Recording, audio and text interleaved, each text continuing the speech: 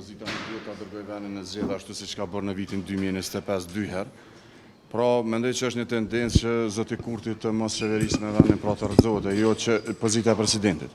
Mendoj që ka qenë një ofertë gjeneroze dhe duke ditë se si është votuar, i kemi 52% gati dhe Liga Demokratike ka 15 deputet, mendoj që është një ofertë gjeneroze për Ligën Demokratike.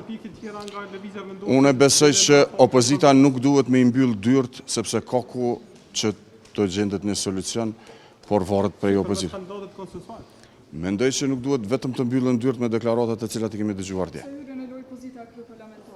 Mendoj që ka treguar zoti Kurti dje komplet për këtë çështje, por mendoj që nuk duhet të mbyllen dyert. Kjo është esenciale që opozita nuk duhet të thotë ju e dini që prej momentit kur ka pas deklarata që ish presidenti e vendit do të jetë në garë me Ligën Demokratike, ju e keni pas që deklaratat e tyre ishin ne s'kemi qa me hum, ne kemi hum boll. Këtu duhet hum lëvizave të ndosje. Kjo është gabim. Mendoj që opozita duhet të reflektojë edhe një herë dhe të ulet në tavolinë e bisedimit. Faleminderit.